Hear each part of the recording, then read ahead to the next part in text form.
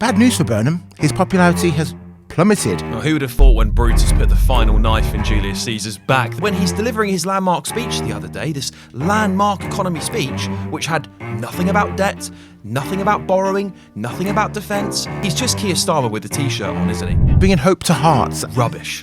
What a load of rubbish. Go to work, mate. Go to work.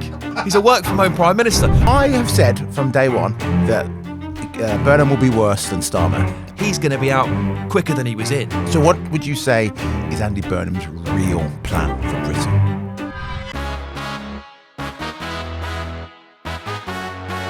Hello and welcome to today's Daily Expresso with me, JJ Anisiobi, and today's guest, Alex Armstrong of GB News. Welcome, Alex. Thanks, JJ. It's good to be back. Yeah, you're quite the regular on here now. What can I say? Despite me telling you not to come back You ever did say again, to me here last you week, are. don't come back. You're like the clap or something. Just keep on coming back. That's the new one for me. That's a new one for me. Speaking of, Andy Burnham. He is not yet Prime Minister, but he's already doing the speeches. And bad news for Burnham. His popularity has plummeted. YouGov poll found it's dropped from -11 to -4 when he was elected at Makerfield. It was -4, now it's -11. What's he done here? What's he done wrong? How's he dropped in popularity that quickly? Well, who would have thought when Brutus put the final knife in Julius Caesar's back that his popularity might not... I mean, this is the reality, right? Is that he's been seen as this big sort of change maker, this guy who's going to come in and save the left, save the Labour Party. But we all know, most of us know, that the problems are so deep-rooted in the country that someone's got to come along and really rip up the floorboards. And what he's done, straight away, refusing to talk to press. He's seen running off in the Makerfield by-election. I think some of your great reporters have actually got some nice footage of him running away from the media, literally running. Yeah. And then when he's delivering his landmark speech the other day, this landmark economy speech, which had nothing about debt, nothing about borrowing, nothing about defence, nothing about the NHS. I mean, I could go on, by the way. Nothing about taxation, just all about devolution, which isn't really an economic issue. All of a sudden people are like, well, he might not be the man to solve all of our woes. Who would have thought it? I mean, he's just Keir Starmer with the t-shirt on, isn't he? That's the problem. He's got no substance. That's why he doesn't take questions from the press. People are looking at this bloke, and all he does is bang on about being northern. I mean, it's the same thing. You know, when you start to hear whispers of, do you think Keir Starmer's dad might be a toolmaker, right? It's the same thing. Do you think Andy Burnham might be from the north? The so-called king of the north without a mandate wants to move this number 10 in the north. What do you think about this? Number 10 Downing Street. There is a Downing Street in Manchester, between Manchester and Stockport. Yeah, there is. There's a nice industrial estate there. He could have an office there. This is great. He's giving hope. He's bringing hope to hearts. That's his latest chant, isn't it? Hope to hearts everywhere. I mean, what a load of rubbish. What a load of rubbish. Go to work, mate. Go to work. You know, this is what it is. He wants to work from home.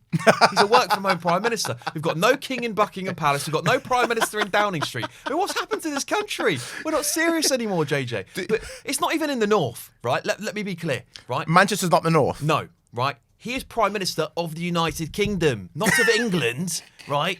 He's been in Manchester so long he forgets that the Hadrian's Wall's still quite far away from him. Yeah, right? fair. It's the bottom 45% of Great Britain. It's to Scottish people, it's the Midlands. He's the king of the Midlands. Get a grip. I have said from day one that Burnham will be worse than Starmer. Yeah. I said in 3 months' time, people will be saying, "Oh, we've made a massive mistake. We should have kept Starmer." But he's got to contend with Zach Polanski, who, granted, is not as popular as he was 4 months ago. He's also got to fight against Reform, who are doing well, still riding high in the polls. So maybe he's just by talking about the North more. Yeah. He's making those people feel seen.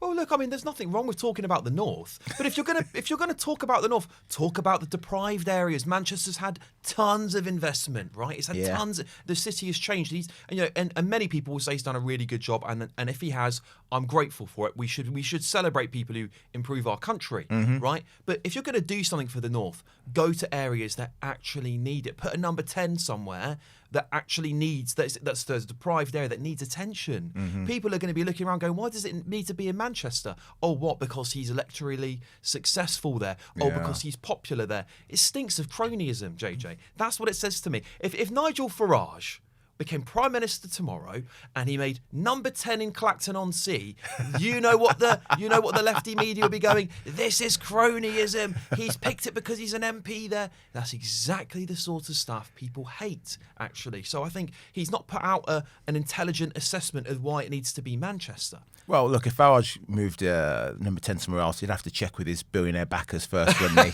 Ask his paylords where he should put it.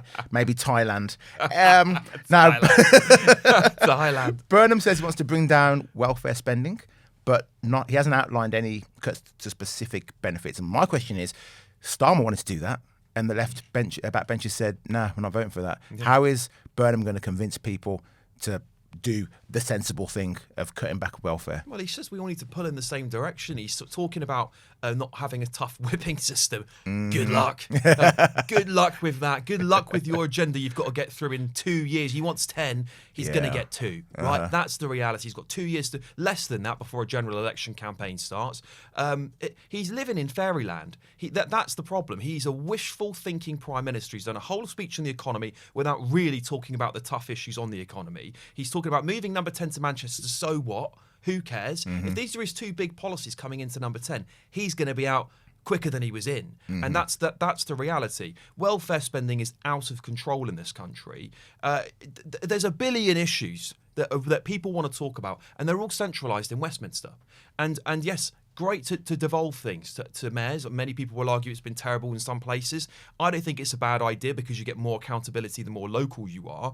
However, that's going to take time and tons more money we don't have. The penny's not dropped for Burnham because he's been in Manchester for so long. So what would you say is Andy Burnham's real plan for Britain? I don't think he's got one, JJ. I honestly don't think he's got one, because when he's asked about it, he doesn't tell us. And that is terrifying for a country that is in such deep trouble, deep trouble. We all know we are.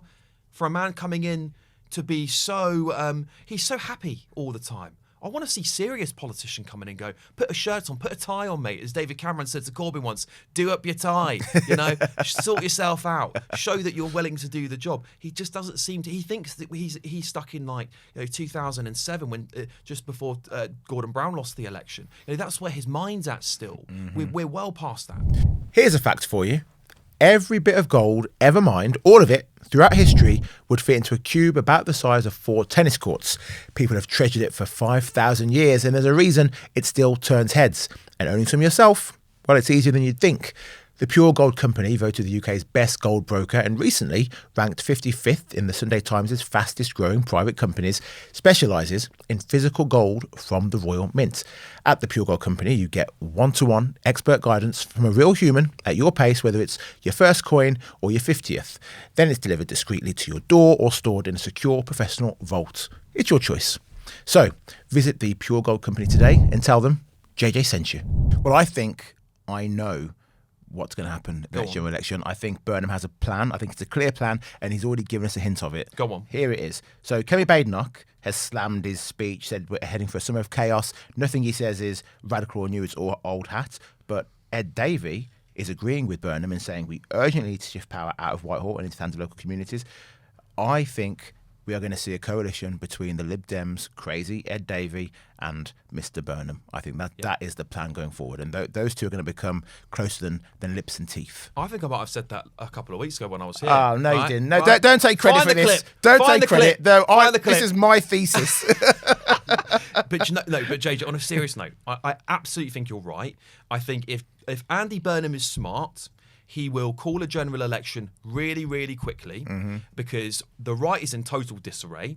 Nigel Farage is in a lot of trouble at the moment with this £5 million thing, which is not going away for him.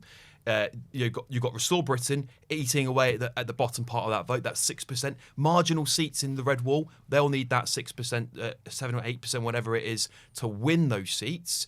And the Tories won't do a deal with reform. No. Right? And that's another problem. You're going to need an electoral pact to win this election against Burnham.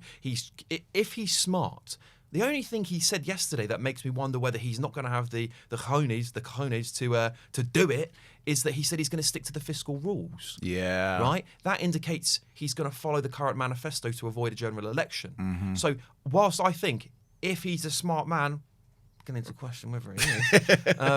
If he's a smart man, he'll call a general election and win and defeat Nigel Farage and defeat the right and be the man seen to do it and unite the left. Like you said, Polanski nowhere to be seen anymore, thank God. I'd much rather have Andy Burnham than Zach Polanski any day of the week. Yeah. But yeah, big trouble ahead. Well, another problem for Burnham in the future is going to be Sadiq Khan, Labour Mayor of London, because the Met are saying they're going to have to look into 4,000 grooming gang cases, going to reopen them. This is despite years of Sadiq Khan saying, I don't know what you mean. What's a grooming gang? No, I don't know. What does the lady mean? Susan Hall, fantastic politician, Yes. Yeah. holding Khan to account. And she put up for years of Khan essentially ridiculing her, being ignorant towards her. Yeah. If Khan had just listened to Susan Hall for the last 4 years, he wouldn't be in this situation now. Yeah, I mean, there was footage I found going back to COVID where he was being questioned on this. And the first thing he did, I think he said to the member at the time, David Curtin, he said, are you talking about this because of my race, because of my ethnicity? Wow. And that's footage you can find online. I've put it up on my show many times. And it just goes to show there's a defensiveness there for him. Rather than going, and the response was from that member, no, it's because you're the Police and Crime Commissioner for London, right? That's your job to know what's going on here. You know, he's been very, I would say, slippery with his words. It's very, very clever how he's got around talking about this, is that the government have a very specifically defined definition of grooming gangs, which involves county lines and things like that. Now, that's how he's got round it. And he said, well, they're not as defined as in London as they are elsewhere. Well, that doesn't seem to be the case now, does it? 4,000 cases reopened. I think that's the tip of the iceberg still, JJ, if I'm being honest with you.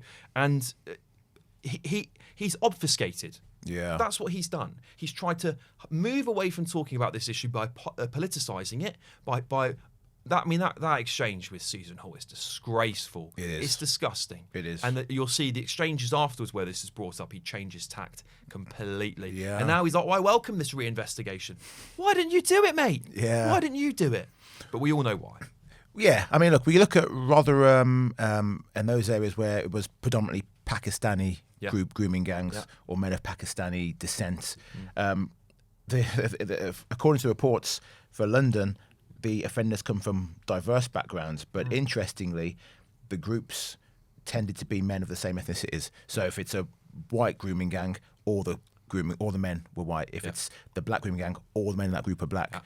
Which I just find that strange that when you break it down in London, it's literally the ethnic groups of lots of different ethnic groups, but they're all sticking to their own ethnicities. You know what I mean? It doesn't surprise me. What we've seen with the grooming gangs up and down the country is that they are basically in small little communities, right? They're sometimes even in families. Yeah. So that doesn't surprise me whatsoever. We know this is a problem, and we say the Pakistani grooming gangs because there is a higher proportionality of them, right? A disproportionate amount of Pakistani grooming gangs as there are to others. From what we know so far, the National Inquiry will, of course, bring that all to light and will give us the data we need, hopefully. But this is a prolific issue, and it's going to be a problem for Andy Burnham. Look how much Maggie Oliver, who I know has been here on the Express quite a lot. Yeah. She is brilliant, and she's been warning about what Andy Burnham did, and she thinks, and I think many others think, there's been an active cover-up in places like Manchester. I don't know. We'll see if there has been one. Yeah. If there is, there should be hell to pay. Keir Starmer had this issue. Sadiq Khan's got this issue. I don't know of a single Labour grandee that's been in politics for 10 years who won't be tarred with this brush. Absolutely. Big problem. Well, if you're enjoying the episode so far, please do like, share, subscribe, and comment. And whilst I've got you, why don't you join Club Expresso? It's only £2.99 a month. Just press the join button, hit it right there. Alex is even a member. Don't tell GB News, but he's a paid-up member. $2.99 a month. And this week's premium episode for those special members in Club Expresso, it's me and Mark Dolan talking about Hollywood, its wokeness, and I unveil some big secrets about Hollywood. So make sure you join the club. Now, Alex, some good news, I think. Refugees will be told to repay around £10,000 under new asylum rules. Don't be daft. Don't be so daft, JJ. This is great news. Well done, Shabana Mahmood. It's totally performative rubbish, isn't it? And you know it, I know it. I mean, how many students are paying back their student loan, right? I've almost paid mine off. Yeah. I had like £45,000 of debt. Yeah. Yeah. Nearly Nearly done. It's mental. It's right? crazy. But it's rubbish. It is just there because a few days ago. Hang on, I'll tell you why. Let me get there, right? Okay. But if you remember last week, what did she do? She said, "Oh, we're going to allow more refugees into the country." That was her latest policy. So that set the right off. She's got attacked quite a lot on from the centre and the right. This week she's going, "Oh, I've got to calm those people down. What can I do? Oh, let me make sure they pay all their money back." Lies. It is complete lies. They are never going to pay a penny of that back. The vast majority of refugees, even after 8 years of getting refugee status, they can work. Obviously, 40% of them are in work, earning under minimum wage, or about 23 grand a year median salary. Yeah. I can't remember what the statistics are, but it's like over 3/4 of them aren't working whatsoever. And so if you look at this, and most of them never go into work, so they are actually a net drain on the country. Even after they've left the hotels and can work, they're going to be on benefits forever. So they're going to just add to the bill. They're never going to. What point do people say to them, "You need to pay us 10 grand to pay off your hotel bills"? Right? You have to be earning a significant amount of money. So the burden will actually fall on the refugees that are genuine, probably, who have got degrees from universities, who are going to be contributors here, not the refugees. The ones that are illegal migrants that have come here for the economic reasons to be working on Deliveroo. Well, less than 15% of refugees earn more than £20,000 5 years after being granted asylum.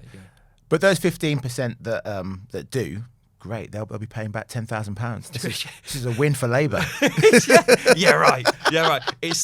Honestly, I mean, it's rubbish, isn't it? I mean, we all know it's rubbish. It's just performative politics. It's just there to appease the right. But if you look at the data time and time again, they're never going to pay that money back. So we have to. The problem is these are good headlines for Shabana Mahmood, and she knows it. It won't cost her any political capital because she'll tell her lefty friends, "Don't worry, they'll never pay it back." The rest of us will actually look at the data and go, "Yeah, we know they're never paying it back. So don't put out rubbish like this." Well, you know.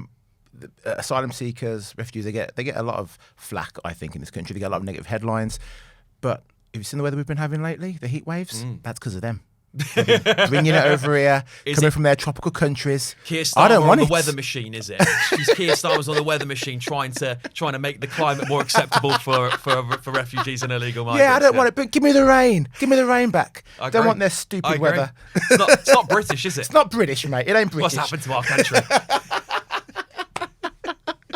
Now, on the other end of the spectrum of the news today with asylum seekers, just under 100 of them are being moved into some beautiful new builds. These houses look nice. These are the kind of houses I'd love to afford one day if Carl Malone didn't buy most of them up herself. Gosh. Got a few colleagues in the media who own too much. We've got property empires. They need to hand them out. Exactly. So this is Stoke Heath in Shropshire. Locals are fuming. £250,000 streets, and they were told it was for social housing, and they were lied to, and they're actually going to be moving asylum seekers into this road instead. And it's a tiny village. There's 2 primary schools there, I believe. That's it. Yeah, someone's gone there and actually filmed the area. When you see it, how beautiful it is, your jaw drops. Yeah. Because these are homes that should go to British people. We know there's a housing crisis. It baffles me. You tell people from all around the world, well, do you think British people should be prioritised for houses built here? They'll go, well, duh. This is your country. Of course you should. Yeah. But there's kids in our country who can't afford to buy homes because the housing crisis is so terrible in this country. Then they can't have children because they're living rent to rent, and the rents are extortionate now because, again, not enough homes. And you can break into this country. I'm not saying all of them have, by the way. A lot of them have come through different routes. But you can break into this country in a rubber dinghy, be put up in a 5-star hotel, and then after that, you'd be put into a beautiful little village somewhere, probably paid for by the taxpayer for the rest of your life because you'll have to live on benefits, and in a brand new home. Yeah. I mean, it makes me sick. It makes me sick. There are people in this country, veterans, dying on our streets, people who have served and died or fought for our country at least, who cannot afford to buy a home or will not be prioritised for getting a home. And it makes me absolutely furious that this is the situation. The government think that that's acceptable. The government think that's acceptable.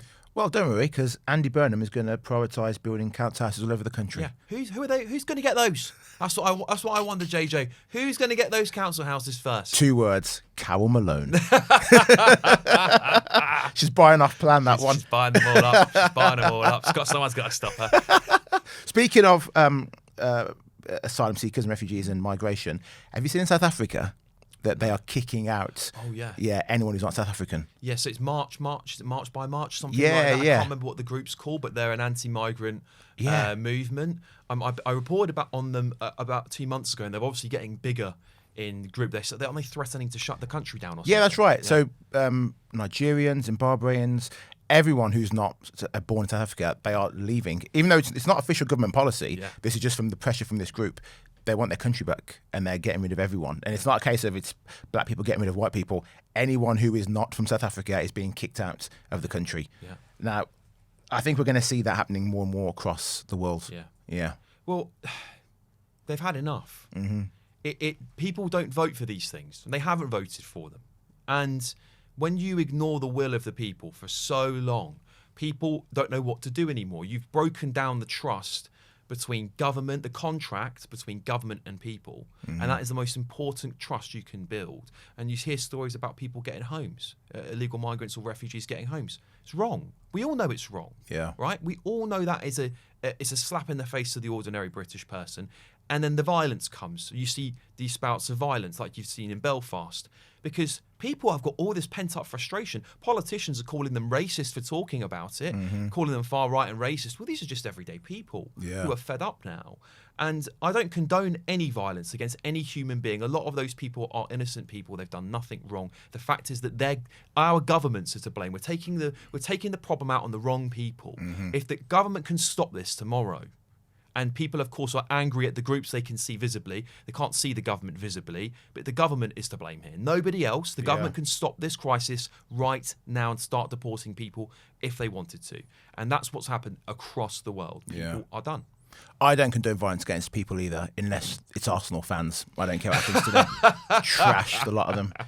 Put them on a boat, send them to another island. You're not wanted in this country. Right, Alex, thank you so much, mate. Hopefully you enjoyed that episode of the Daily Expresso. Like, share, subscribe, comment, and we'll see you again. Bye-bye. Right, a quick pause in the podcast to tell you about our sponsor, Incogni. You had those phone calls from numbers you don't recognise, or you go in your inbox and there's emails for stuff you did not sign up for. Well, that's because someone somewhere is selling your private information. That's where today's sponsor comes in, Incogni. They will contact these people who have been taking your information, and they'll say, oi, stop, delete it. Go to the website, incogni.com, you type in the details, 2 minutes later, Incogni are sorting it out for you automatically. And because I love you, I've got you a discount. It ain't 10%, it ain't 20, 60% off. 60% off an annual Incogni plan. Just go to incogni.com/Daily Expresso or click the link in the episode description box below.